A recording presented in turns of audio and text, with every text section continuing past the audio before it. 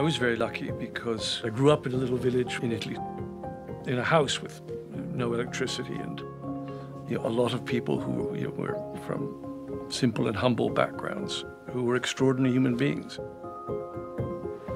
Che testa! Ciccio. This is terribile. Terrible.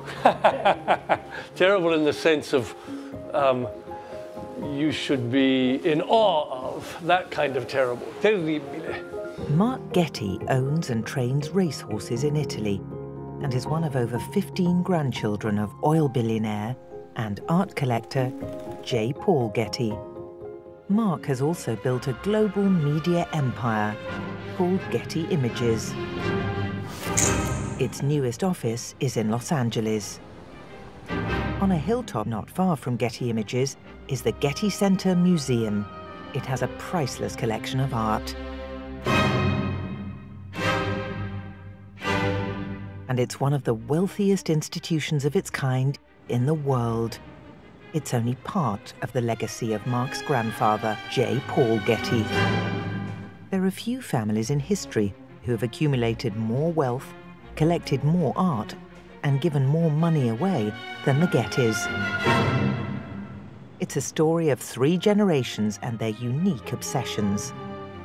It's a story that begins with the legendary J. Paul Getty. He ran Getty Oil himself, like Caesar would run an empire.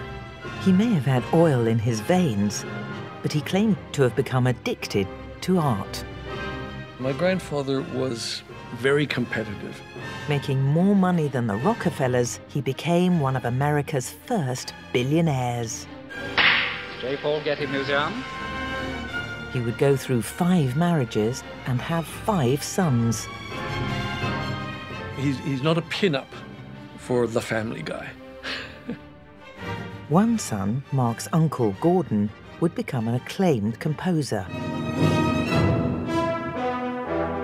Businessmen may be more famous during their times, but nations remember their composers more than their business people. Another son, Mark's father, Paul Getty Jr., would become one of the most generous art patrons in British history and be knighted by the Queen. He discovered that giving money to worthwhile causes does have redemptive qualities. It would do for any of us. Of course, it's a huge danger, that silver spoon. Many a Getty has gagged on that silver spoon. The Gettys have had their share of nightmares. My brother's kidnapping was an immensely traumatic event for my family. There's nothing that satisfies the media more than pigeonholing a rich person as a Scrooge. And that's what they did. They successfully did that. When J. Paul Getty died in 1976, the billionaire, typecast as a miser, would leave the most generous endowment in history to an art museum.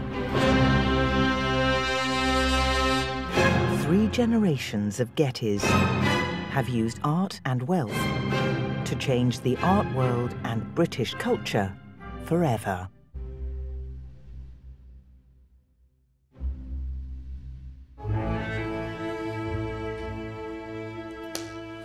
See, there are face elements that are hiding in here somewhere. The way in which my grandfather is portrayed as a dour, penny-pinching, unsmiling, machine-like human being is not the nature of the man that I knew.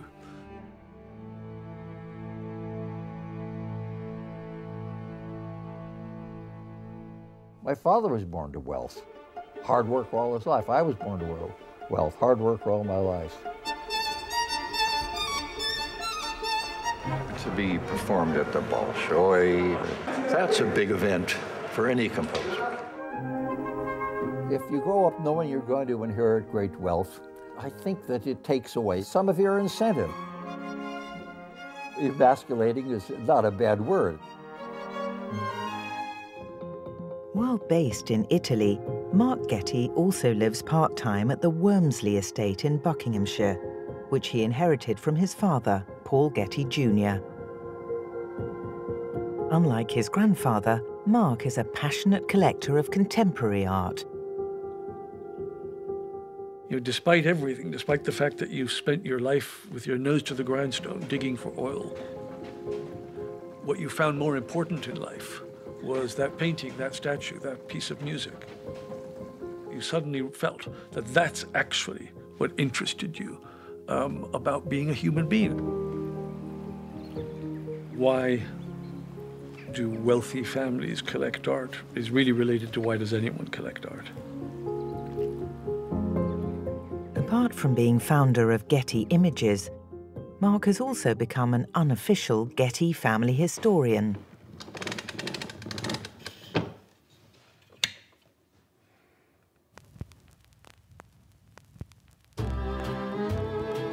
My grandfather traveled with his parents in the early part of the 20th century, so he was a teenager by the time he made his first trips to Europe.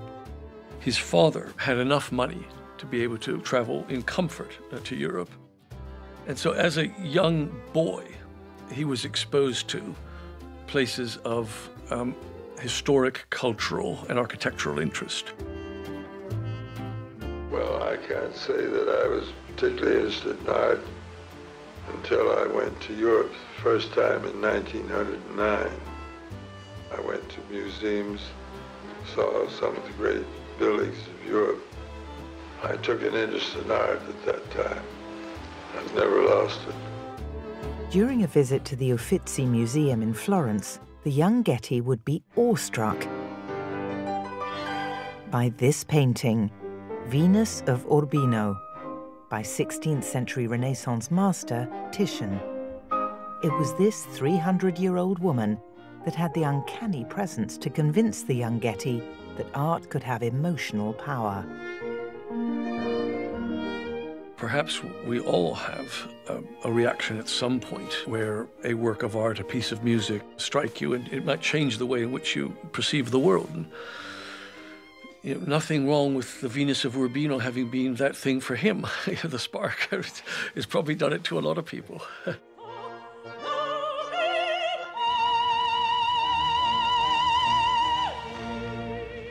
I first got oil myself in 1916.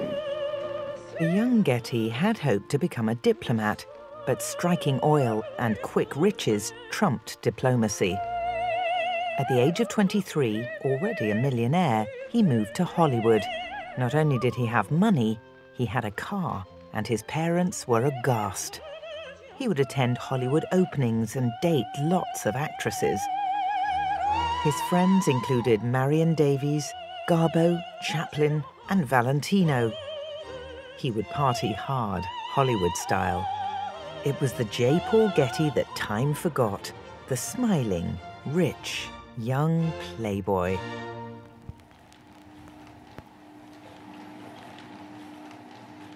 You've heard of Gilbert and George and the Chapman brothers. This is also a joint work. This is a Damon Hirst Mark Getty special. My grandfather would not have purchased. He didn't have a liking or an understanding for the art that was being produced during the middle of his life.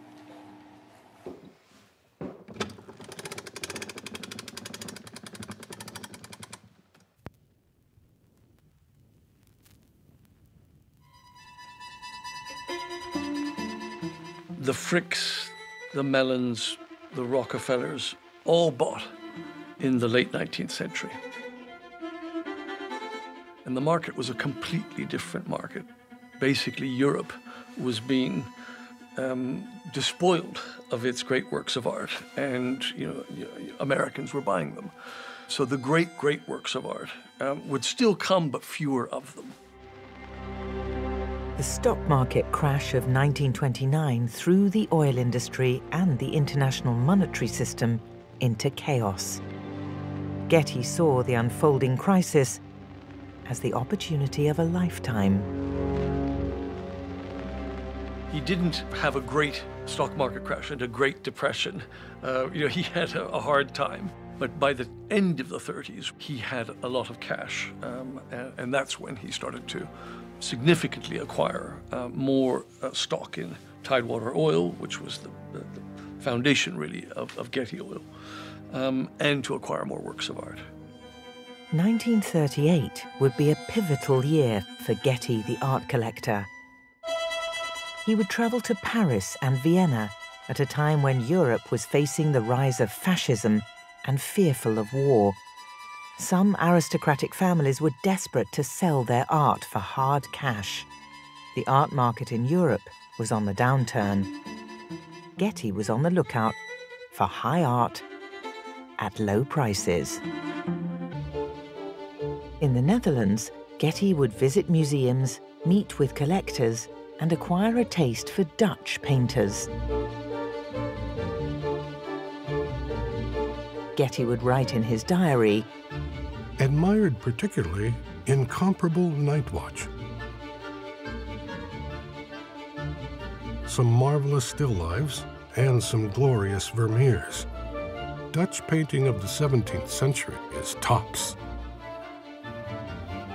At an auction in Amsterdam, Getty would make a bold move to acquire a work of art by one of the most acclaimed painters of all time, Rembrandt. The Rembrandt up for auction was the portrait of Martin Luton. Unlike a lot of collectors, my grandfather had a very deep knowledge about what it was that he wanted to buy. So he went to Holland, he went through archives, he spoke with art historians, he learned an enormous amount about the Rembrandt of Martin Luton. Painted in 1632, Rembrandt was 26 years old. It was only his second commissioned portrait. Getty would bid anonymously. With a winning bid of £65,000, Getty would have his first Rembrandt. The acquisition of the Rembrandt secured his reputation as a serious art collector. Getty was eager for his new Rembrandt to be exhibited at the 1939 World's Fair in New York City. He believed art was a civilizing force, and those who didn't appreciate art were cultural barbarians. And when Getty eventually donated his Rembrandt to a museum in Los Angeles, he was pleased to receive a sizable tax deduction. By 1939, J. Paul Getty had already been through 4 of his 5 marriages and had 4 of his 5 sons. 2 of his sons were with the Hollywood starlet Anne Rourke, Paul Jr. and Gordon.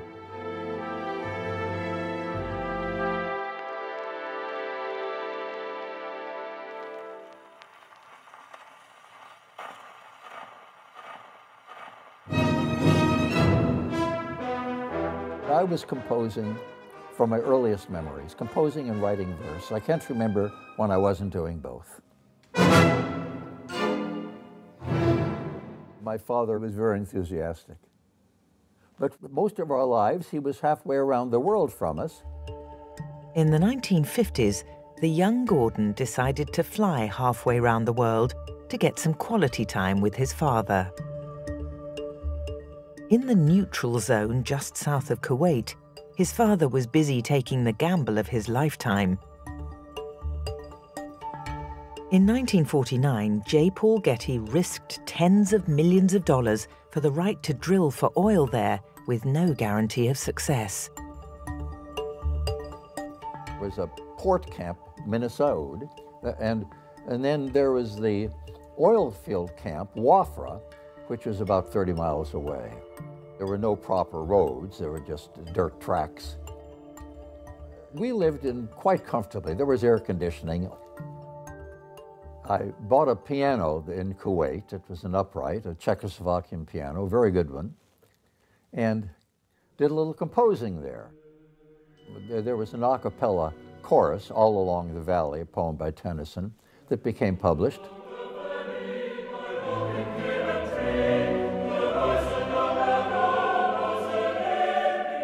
The publication and recording of his neutral zone composition was a career milestone for Gordon, still in his 20s.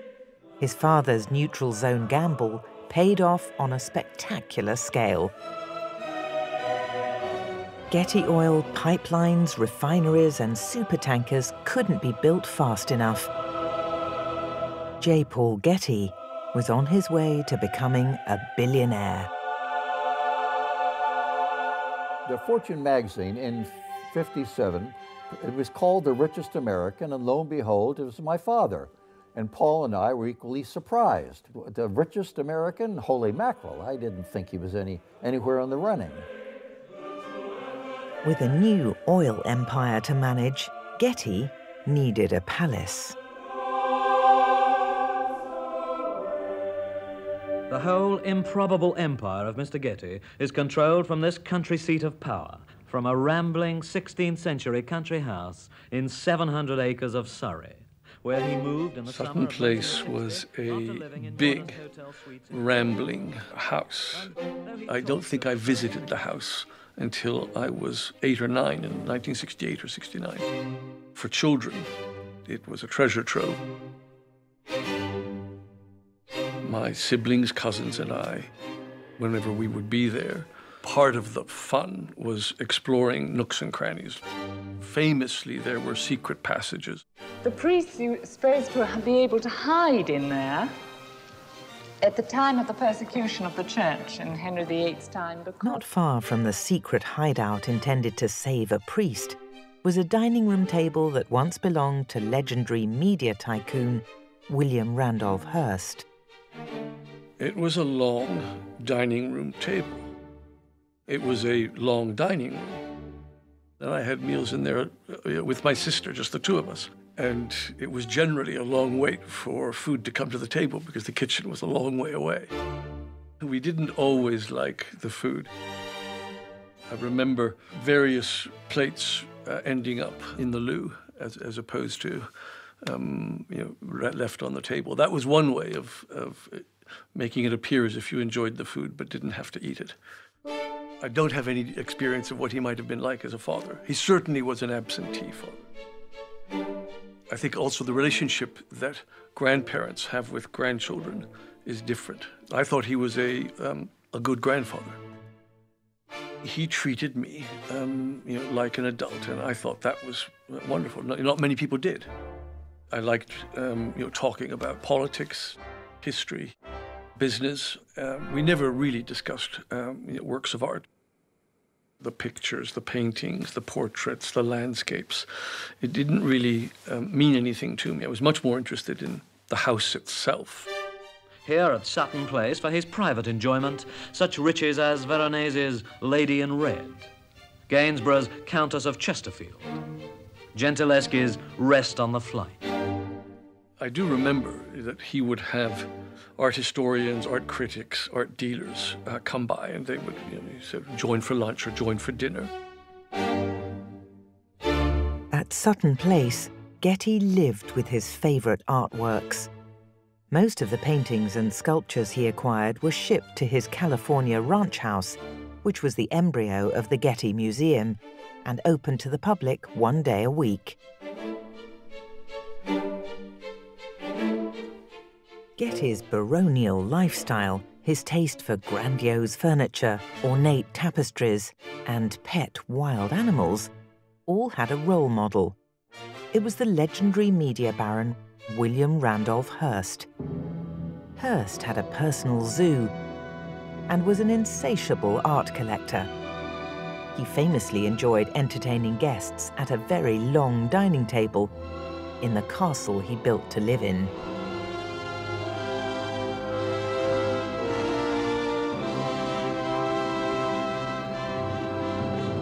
My father, he had a certain admiration for William Randolph Hearst. He liked the guy. They seemed to get along just fine. Getty had met Hearst in the 1930s and visited his extravagant castle in Southern California. When a BBC documentary about Hearst appeared on television in the early 1960s, This is where Hearst thought his big thoughts. Getty wrote in his diary, I remember my visit vividly. I have much in common with W.R.H. I suppose that in 1935, I was 1/3 as rich as Hearst, and by 1950, I was twice as rich.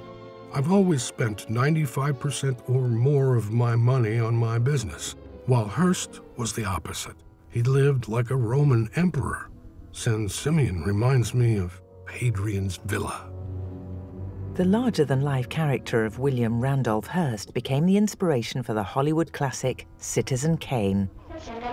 Is that really your idea of how to run a newspaper? I don't know how to run a newspaper, Mr. Fetch. I just try everything I can think of. Charge, you know, The film also features a rival to Kane with a name very similar to Getty. Now in complete control of the government of this state.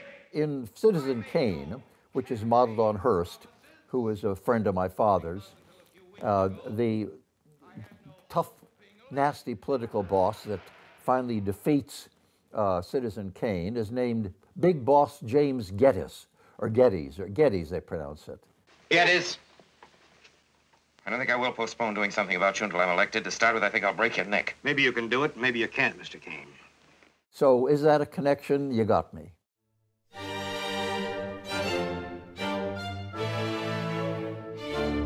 Getty liked to keep fit by lifting weights in a business suit in front of his Renoir. As his vast oil empire grew from the neutral zone to the North Sea, Getty looked back with regret that he didn't buy more great art by Impressionist painters when their prices were low. There are a great many stories, Mr. Getty, of your care with money.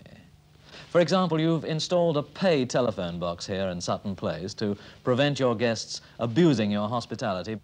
Well, I think right-thinking guests would consider that was a benefit. I never used a payphone. Maybe that was a privilege of being a family member.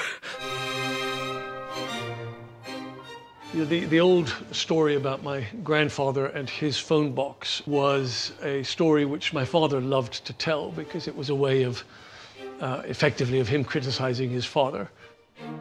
So this is a Banksy phone box. I saw this phone box right away. I said, I've got to have it.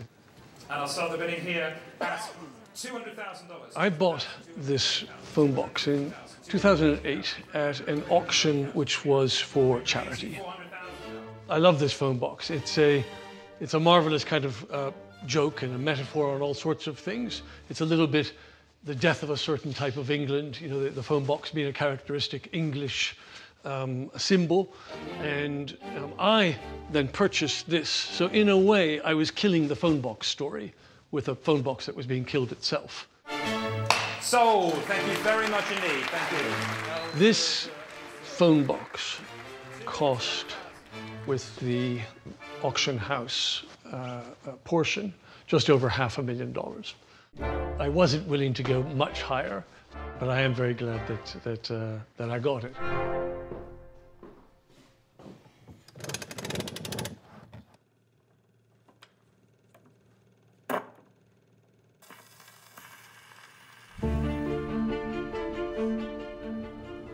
Well, there we have the Colosseum. We have the Forum down to the left, the Colosseum, which is the great attraction of the city. My grandfather, he particularly loved Italy and came here over and over and over again, and deeply studied Roman architecture and the Renaissance and Baroque in Rome, so loved the place. Getty had visited Hadrian's villa outside Rome. It had a profound effect upon him. Around 1968, Getty decided what was good enough for an emperor was good enough for him. He decided to build his very own Roman villa in Malibu. I felt that there was so much modern architecture in the world that I would copy an ancient building. In 1968 or 69, I would see him talking with advisors, consultants, architects, etc., models of the villa. He wouldn't turn around and say, Mark, what should we do with the north wing? To oversee the design and construction of his villa, Getty hired British architect Stephen Garrett. People had mentioned that Getty was behaving rather like Hadrian, and that Hadrian had built a villa outside Rome, and Getty was going to do much the same in Malibu, wherever Malibu was. It was a villa in the ancient town of Herculaneum, whose design would make its way to Malibu. Getty's decision to build a replica of an ancient building in the late 60s, early 70s, the height of modernism, is something of a throwback. But the idea of building historical reconstructions to house collections goes back quite a while. The new home of the Metropolitan Museum's priceless collection of medieval art. The most famous example is the Cloisters in New York, which was built by John D. Rockefeller, who, of course, was Standard Oil. The Cloisters opened to the public in 1938. Getty always viewed himself and Getty Oil as the little independent scrapper fighting the big oil companies and John D. Rockefeller. While there's nothing that I know of in writing that says Getty was challenging the Rockefellers by building his museum, Getty was very competitive. I was the only woman on the site, the only woman in the trailer. Gillian Wilson was the Getty Museum's first curator of decorative arts. She helped supervise construction of the new museum. If somebody comes up to you with a drawing and says, "Is this okay?" If you say, "I don't know what it is," they won't come back, and they will stop asking you questions. So you've got to be on the ball, and you've got to wear your hard hat and look as though you mean it. Getty never showed up at the construction site. By telephone, telegram, photos and mail, he micromanaged from 6,000 miles away. But in 1973, as Getty's dream of a Roman villa was nearing completion in Malibu, a nightmare would unfold in Rome. Rome is a fabulous city to grow up in. And I was incredibly happy, despite all of the difficulties that have been thrown our way here. The kidnapping of J. Paul Getty's 16-year-old grandson, Paul Getty III, is now the subject of a Hollywood film. Yes. $17 million to release him. I don't have any money. Get it from your father-in-law. He has all the money in the world. My brother's kidnapping was an immensely traumatic event for my siblings, my mother, and obviously mostly for my brother. I'm sure it was also difficult for my grandfather. My son, Paul, must be very frightened right now. I know I'm frightened for him. The Ridley Scott movie obviously has a point of view. It's too easy to characterize someone as being immoral. There's nothing that satisfies the media more than pigeonholing a rich person as a Scrooge. And that's what they did. They successfully did that. I do not have the money to spare. No one has ever been richer than you are at this moment. The story is kind of turned into a story where he's the bad guy. I have no question in my mind as to who the bad guys were. And they were the kidnappers of my brother. Anne and I, we were at Sutton Place while my nephew was still a hostage and held for ransom. And so I was very much in on the conversations that went on, discussions with staff, what to do about it. I can tell you my father was very concerned. If you're talking to the press, particularly in a negotiation which the kidnappers would be aware of, I don't think your first answer would be, "I'll pay anything." It's just, that's not the way the world works. I think 20 million was what the sum asked at the time. He had other descendants, and his sons, like me, would be bigger targets than a grandson. They would fetch more than 20 million if the grandson fetched 20 million.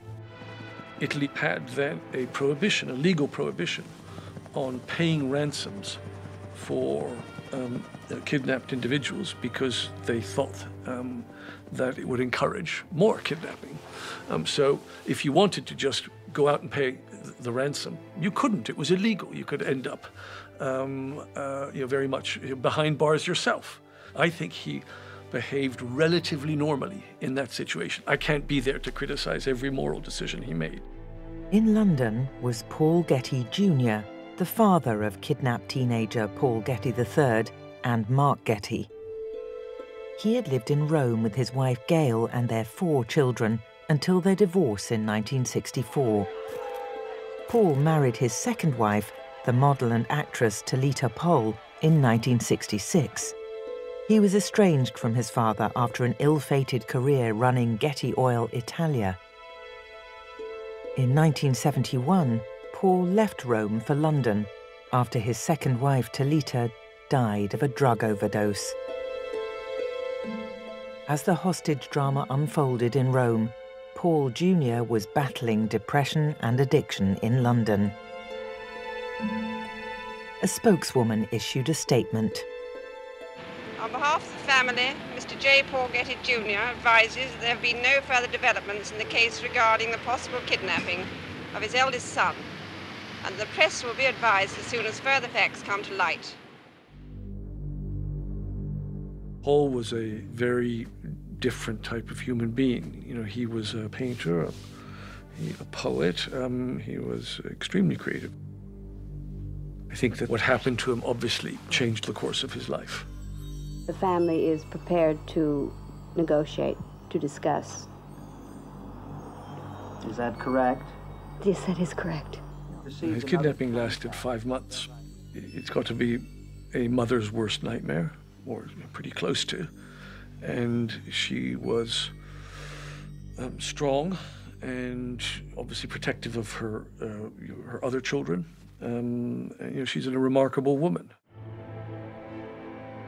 I was in the grounds of Sutton Place with Mr. Getty, and we were walking along, and I noticed that there was a man following us carrying a large gun.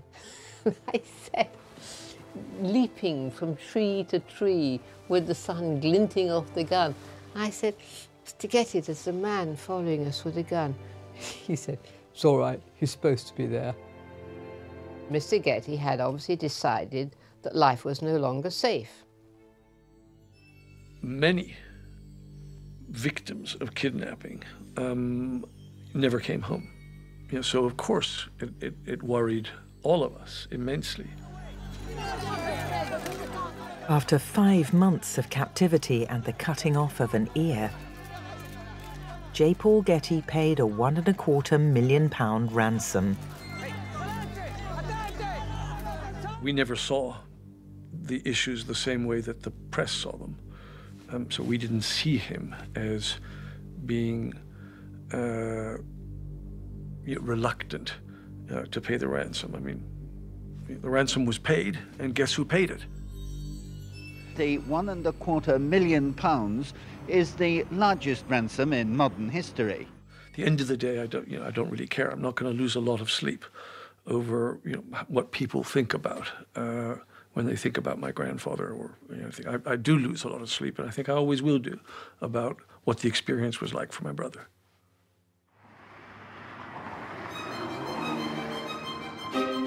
J. Paul Getty's Roman villa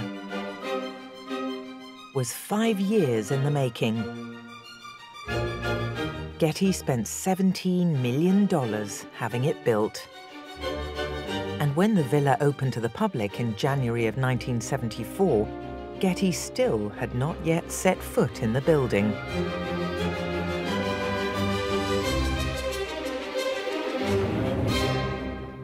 It was constantly our imagination that Getty might be coming out. And indeed, there was one occasion when there was a helicopter flying, and one of the guards came into my office and said, come, quick. Look, it's Getty, he's up there. Well, of course, but it wasn't. It was some journalist trying to get some shots. The art on display revealed not only his years of collecting, but also his persona. Getty admitted that he enjoyed the company of women. And he had 5 wives, and he had several other lady friends, and he enjoyed spending time with them. He also enjoyed collecting images of women. He had a gallery devoted to images of Venus and Aphrodite, and several of them were large-scale marbles that Getty acquired, as well as bronzes and terracottas and others. But there's little doubt in my mind that his favorite statue was the Heracles or Hercules Lansdowne. It really was a statue that was unavailable for years and years. Against all odds, he was able to buy it in 1951. It had been found in the late 18th century at Hadrian's Villa. Getty once said, I think jokingly, that he was Hadrian reincarnated. He saw Hadrian as a kind of model for a cultured, inspired, very wealthy collector. Getty's Roman villa was the passion project of a lifetime, and the Lansdowne Hercules was its crown jewel. But the Getty who remained remote from his wives and remote from his sons, in the end, remained remote from his dream villa. An apparent fear of flying meant that Getty would never actually set foot in the new ancient world he had created in California.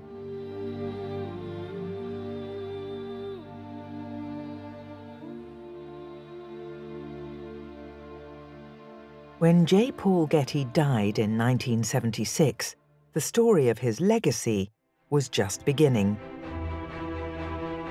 Getty's death would trigger a chain of events that would rock the international art market to its core. Here was a will in which Getty left a significant bulk of his fortune to this museum. It was a total surprise to us because he often said, I'm not going to leave you any money. I'll leave you enough to keep the doors open, that's it. The scale of the endowment staggered us, absolutely staggered us. And I rang up the museum, and all you could hear was screams of laughter and clinks of champagne glasses. I think that when my grandfather died, the 2 institutions that he was mostly responsible for, which is the Getty Oil and the Getty Museum, they probably all felt that they had somehow been liberated. Following the death of J. Paul Getty, the fate of Getty Oil and the fortunes of the Getty Museum became entwined.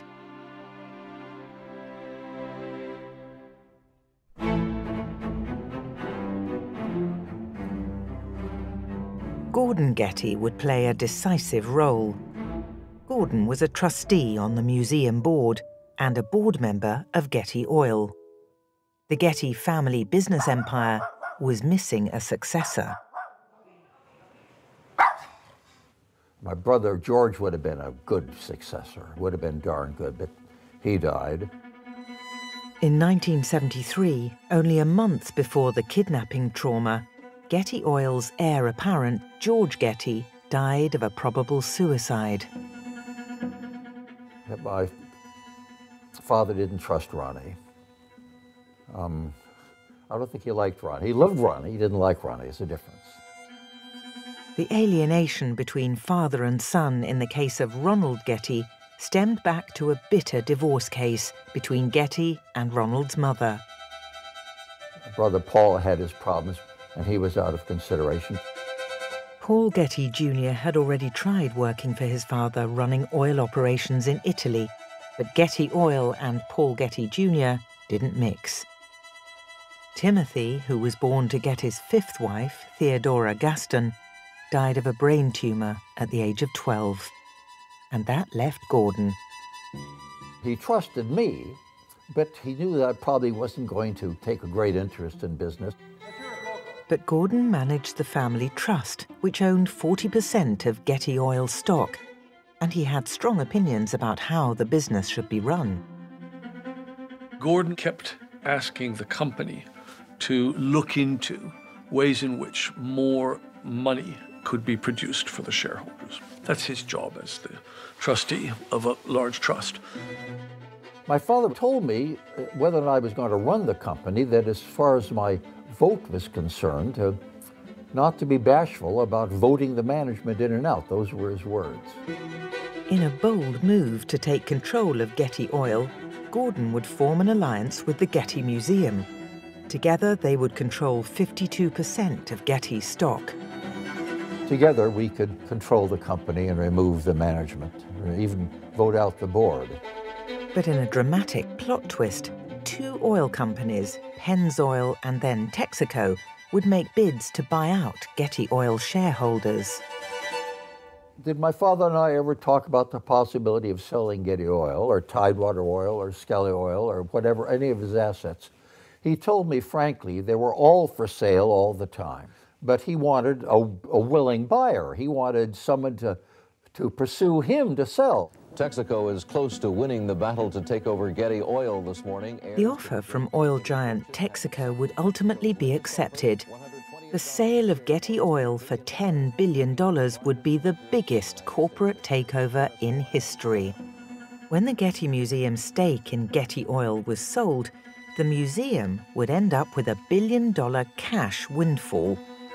Overnight, a small, eccentric museum in Malibu had more disposable income than the Metropolitan Museum of Art in New York City, the Louvre in Paris, or the Hermitage in St. Petersburg. Heads of acquisitions in museums the world over became terrified by what became known as the Getty factor. What do I think of the Getty factor, meaning the fear of many other museums that with my father's huge endowment, that the Getty Museum would hog up all the artworks and no one else would be able to bid on anything. What do I think of that? I think that there's a grain of truth. All the dealers in Paris and London got busy stuffing the cupboards in their showrooms full of things to pull out and show me when I went visiting. To maintain its tax-exempt status, the Getty Museum would face the extraordinary challenge of spending on average about $1 million a week. Sir Timothy Clifford was director of the National Galleries of Scotland. It was extremely dangerous for us in Britain because we were so rich in the late 18th and early 19th century, particularly bringing back pictures from the Grand Tour. There was more kit for people to buy in London or in England than anywhere else. So we were liable to be raped. We thought it was funny. The fact that the rumour came out of England that they were all running around thinking we're going to buy all the great works of art and remove them. We did buy great artworks. And of course, to get them, we had to outbid others, otherwise you can't get them. And of course, adding more demand to a finite supply tends to raise prices. I think all that is true. 380,000 guineas. Any more? J. Paul Getty Museum. Thank you very much. I can sleep at night with raising the prices of artworks. We were a pretty mild bunch. We were not slathering with lust for objects, except now and then, maybe, like the Three Graces. The Three Graces sculpture by 19th century Italian artist Antonio Canova was commissioned by the Duke of Bedford in 1814. It was one of the most beloved sculptures in Britain. Not only was Canova a world figure in his day, he was more important, say, in the art world than, say, Andy Warhol or something like that. This was one of his supreme masterpieces. The Three Graces by Canova is one of the most famous and popular artworks in the British museums. But they wanted to sell it, and the Getty Museum wanted to buy it.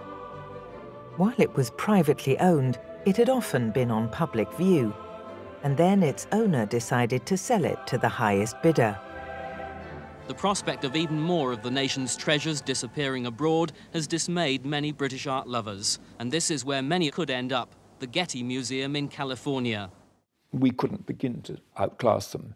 It was quite clearly an object which was of supreme importance, so it would be an export stopped, and then having stopped it at export, then try and find the money. The Getty Museum had the winning bid with over £7 million, but export restrictions on art considered of great national importance meant that Timothy Clifford and the National Gallery would be given a limited time to raise matching funds. I'd seen the Three Graces in Scotland, and it is absolutely beautiful.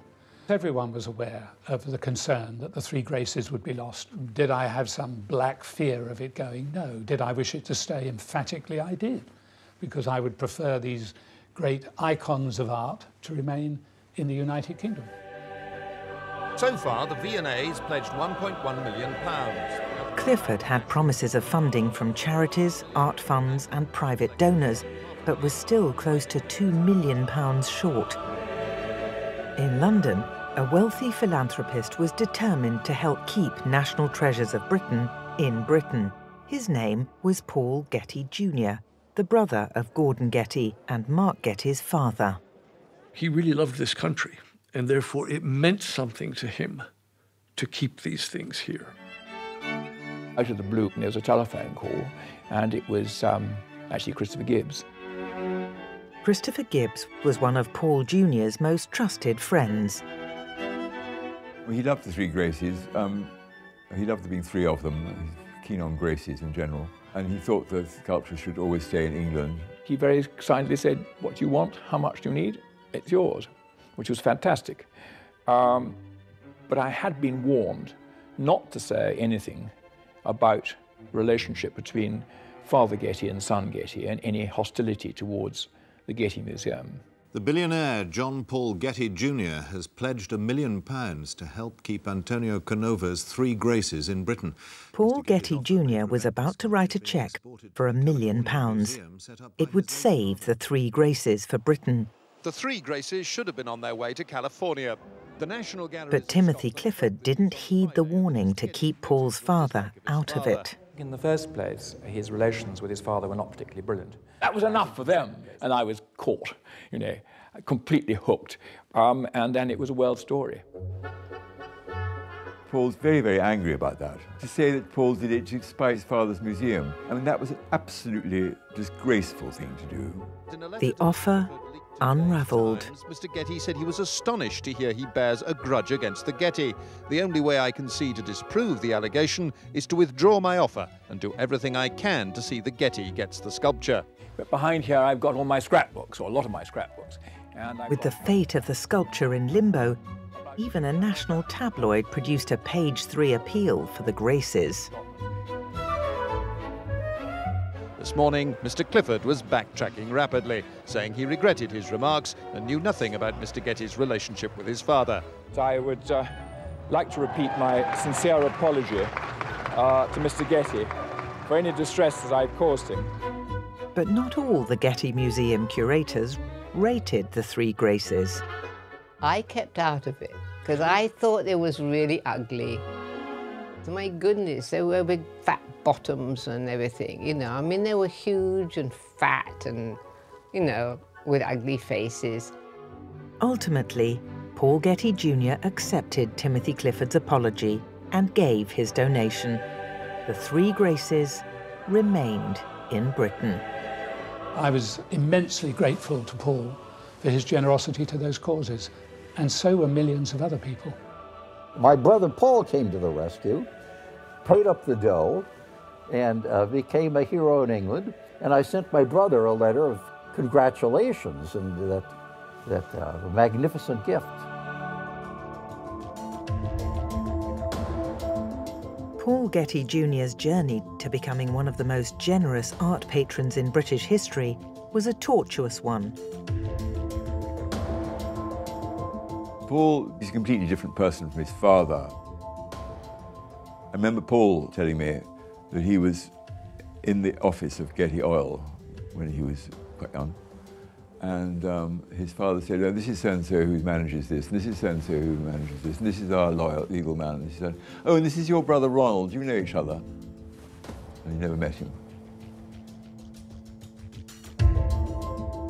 Christopher Gibbs was a fashion trendsetter in the 60s when he first met Paul.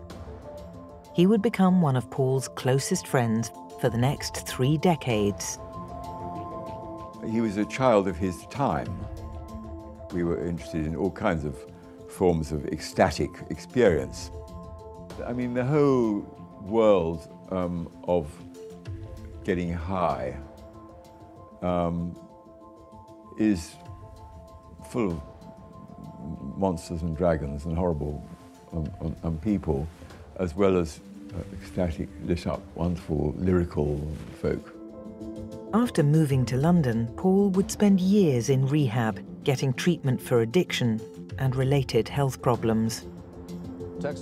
In 1984, after the sale of Getty Oil, Paul Getty Jr. would receive hundreds of millions of dollars. I thought, what's the best thing that England offers to people who've got a bit of dosh? And I thought, a country estate with a nice house and all that goes with it. Christopher Gibbs would convince Paul to buy the 18th century Wormsley estate in Buckinghamshire. It's 2,500 acres in the heart of the Chiltern Hills. They would spend over 6 years and millions of pounds restoring it. And the most important ingredient from his point of view was to have a library. You bought Wormsley's lovely estate. Is it Oxfordshire or Buckinghamshire? Oxfordshire. Actually, the line runs right through the estate, yes. Mm. And you must mention your books. You've got a most marvellous library down at Wormsley. In contrast to J. Paul Getty's Roman villa, Paul would build a medieval castle to provide a secure and fireproof home for what would become one of the most extraordinary private collections of books in the world. Have you collected these yourself, or they're handed down? I have indeed. The books that I've loved and collected over the last 35, 40 years. Mm. This is the library. Books here go back 2,000 years, and they go back to the beginning of print, the beginning of binding to binding today. Well, for my father, the library represented really the completion of his life's dream. He began collecting books when he was very young, a teenager. He was much more interested in the history of the book, the quality of it, what role it had in the history of either literature or bookmaking itself. So here we have the first collected works of Shakespeare together in 1623. Shakespeare would never have been known to us if it hadn't been for this book. The Players' Company got together and spent a lot of time sort of racking their brains, their notes, their histories, and put together what we see here. The ceiling represents the night sky over Genoa in the north of Italy on September the 7th, 1932, which was the day my father was born. I was born on a boat in the Mediterranean. In a boat? Yeah, I was born on a boat in the Mediterranean. But I was brought up originally in Los Angeles and then in San Francisco. So this painting is my father in his sitting room library in London at Cheyne Walk. And you've been in American all your life and still are American? I still am, indeed, yes, still am. I didn't live with my father when I was young, and I only kind of developed a relationship with him from a young teenager onwards. So the formative years were spent separately in Rome with my mother. Even though I didn't grow up with him, we certainly spent a lot of life together. Mark would discover that book collecting was not his father's only obsession. He had a cinema built with a full 35mm projection suite. His father collected hundreds of prints of Hollywood films, especially those by his favourite director, John Ford.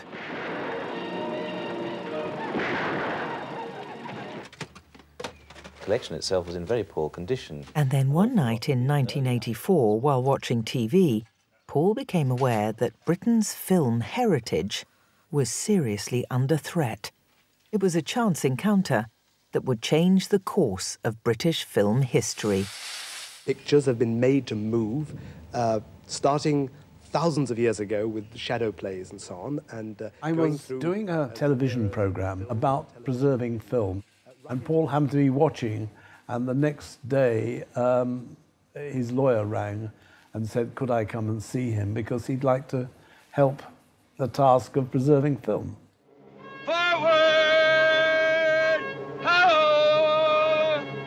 Paul Getty Jr. came to the rescue of British film heritage. This would eventually become this. The BFI received a first donation of £20 million to enable the preservation of every British film ever made. When I first came to the BFI, everybody talked about Getty because, of course, he'd made everything happen for us. And it wasn't a one-way relationship. So every couple of weeks I would be sending him VHSs of films that you really wanted to see. He was really obsessed with this actress, Edna May Oliver. People will know her horsey face if they see it. She played very caustic-tongued spinsters who liked to give people a hard time. It's all right, really. Where do you think you were? In an unexpected conversation with another stranger? And he was obsessed. He watched all of those. His mother was Anne Rourke, and she had been an actress in the days of silent cinema. One of the things we did was to track down one or two of the 4 films that she made. He was obviously very delighted with that. He created the bedrock for us to be able to look after the nation's film heritage. He really, really did. I knew him, Horatio. A fellow of infinite jest, of most excellent fancy. Across 2 decades, Paul Getty donated over £50 million to the BFI. The film and television heritage of Britain received a new lease of life.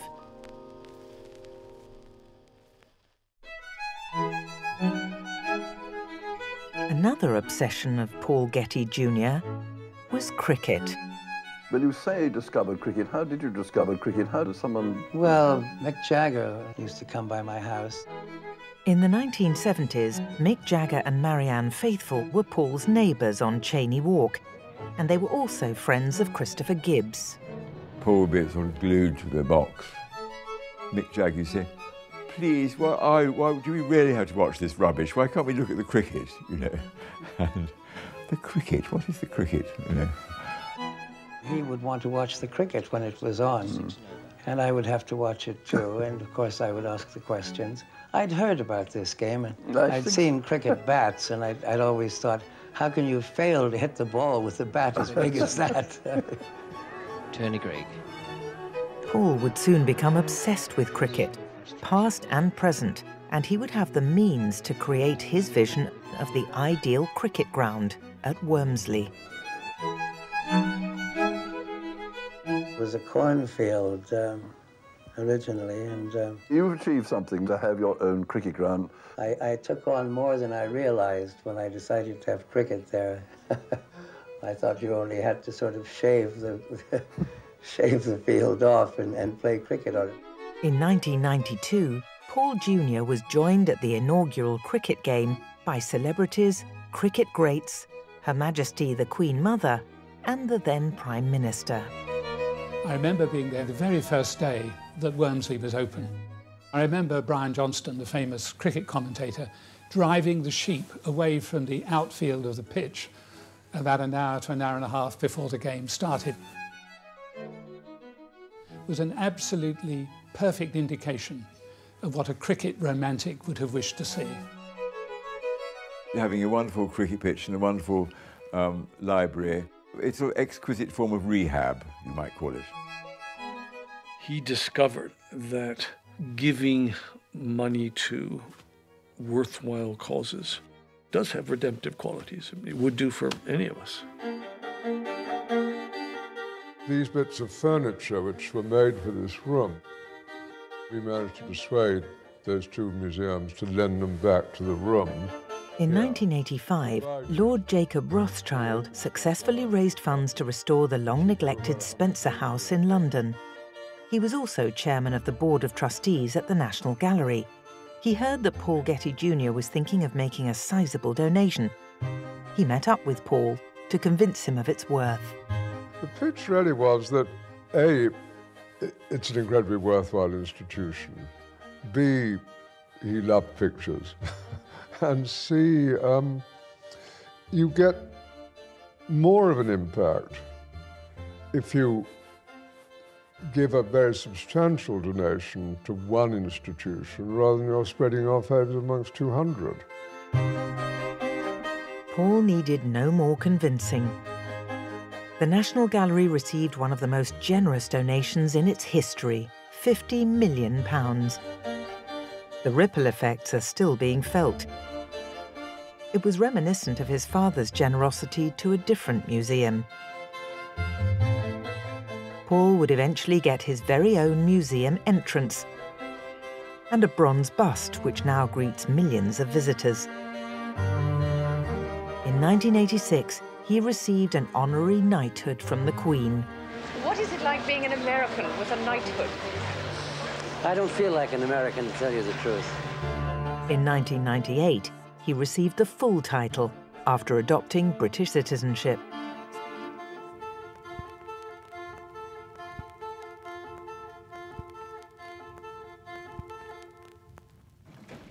A lot of wealth was made, certainly in the first 50 years of the 20th century, by exploiting the material assets of the earth, so mining, oil, diamonds, etc.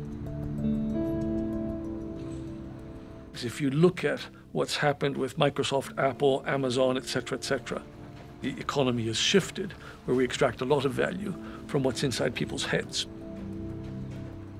Intellectual property is the oil of the 21st century. In the 1930s, when the oil industry faced crisis, J. Paul Getty seized an historic opportunity to grow. In the 1990s, when dozens of photo archives struggled to adapt to the digital age, Mark Getty seized his historic opportunity and established Getty Images, which now has dozens of offices from LA to London. There are lots of family patterns. My grandfather rarely visited his business personally. Both his business and Getty Images, though they're completely different in all sorts of ways, are spread around the globe. So it isn't an easy thing to get everywhere a lot, or at least that's my excuse. But I'm very excited about our archival facility. That's where all of our archival photography is stored. 100 million odd pictures since the beginning of photography in the 1840s. And I haven't been to it yet, so I'm very excited about seeing it.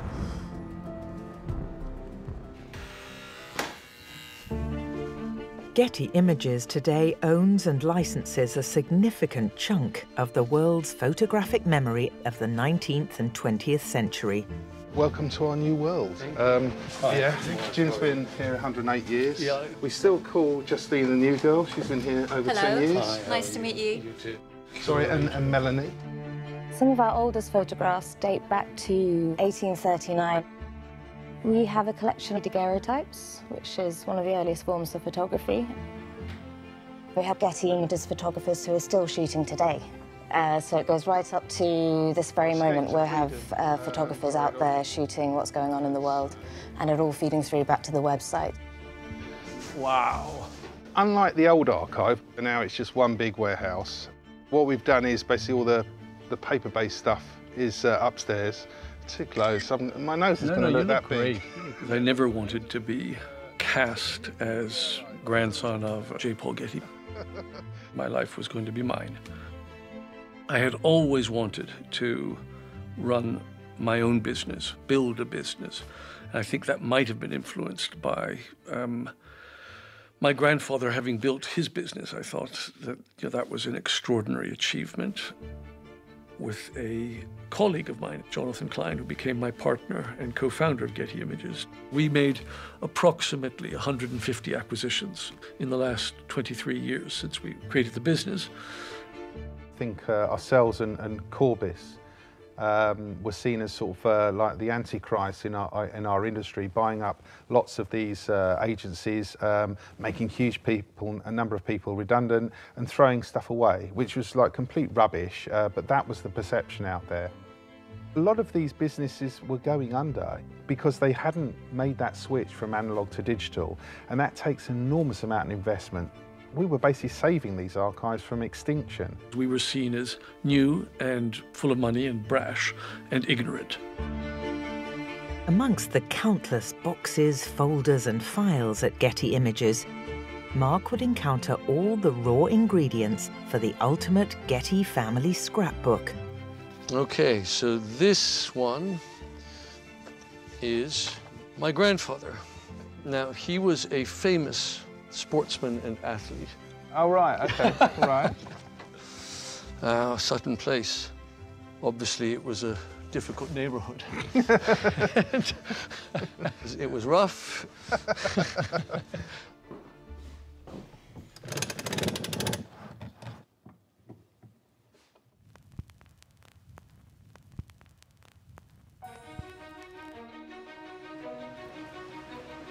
Saving great artworks has become a family tradition for the Gettys.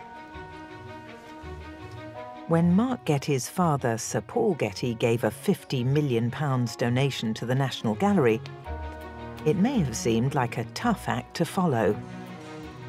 But in 2008, Mark Getty took on a challenge that would carry on that family tradition. When I became chairman of the Board of Trustees of the National Gallery in early 2008. Soon after that event, we were told as a board that the Dukes of Sutherland were thinking of selling these two great paintings by Titian. Titian is one of the greatest Renaissance artists, and the National Gallery has some of his finest works. It would be a coup to finally own the legendary Diana and Actaeon and Diana and Callisto. This wasn't the first time a Titian had cast a spell on a Getty. Well, these two paintings, they have been sitting side by side for over 500 years. They're both scenes from Ovid's Metamorphoses. On the open market, the estimated value for both paintings was over £300 million. The Duke agreed to sell both Titians to the National Gallery for a mere £100 million. However, he wanted the first $50 million paid within 3 months. We launched the campaign to acquire the two Titians on September the 15th, 2008. It wasn't the most propitious time to launch a fundraising campaign to acquire anything. Financial markets around the world are in shock. Lehman Brothers, America's fourth largest investment bank, goes bankrupt. We didn't know that in the morning when we made our announcement. If you have the task ahead of you as chairman of an institution like this, raising £100 million in 2 years in the teeth of a financial crisis, the first letter you write is a draft letter of resignation because you don't think you're going to be able to do it. The campaign had echoes of the Three Graces. You do everything in these circumstances. It's all hands to the pumps. If Mark and fellow trustees couldn't raise the money, there was a chance that the Getty Museum would step in and try to take the two Titians to America. All of the trustees individually gave. It's the first time that ever happened at the National Gallery. With public and private funds raised and gallery trustees, including Mark, also donating money, these two great paintings were saved for the nation, and there they still are.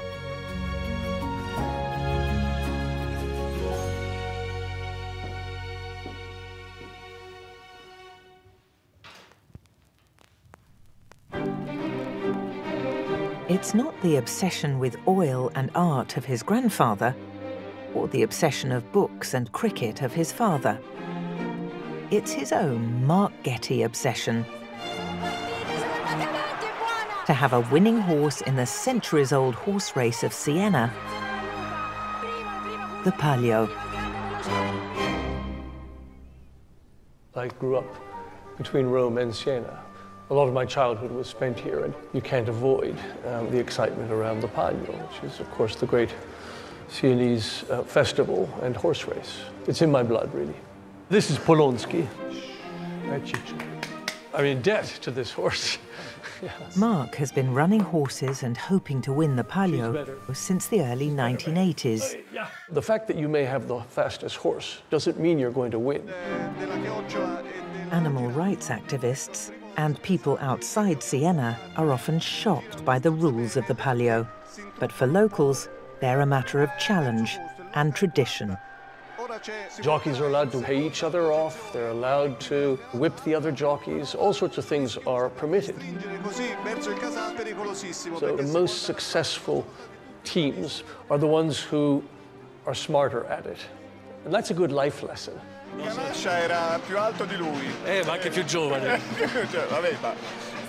2015, the decades-long quest of Mark for a Palio victory was long overdue.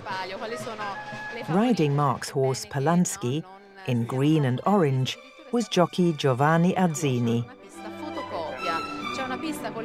We had a good starting position, put it that way. Polanski and Azzini achieved the inside position.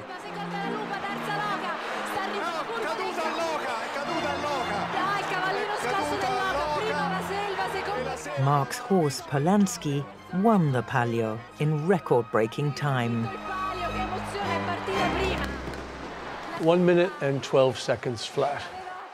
It felt great, of course it felt great. I lost all of my Anglo-Saxon reserve and was ecstatic.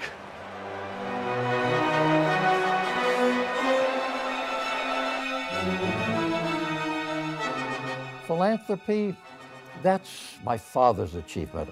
You know, my legacy is my music. It's an auction. There's no question, looking at him here, he wants it. Steely determination. He wants that picture badly. That's a ferocious look there.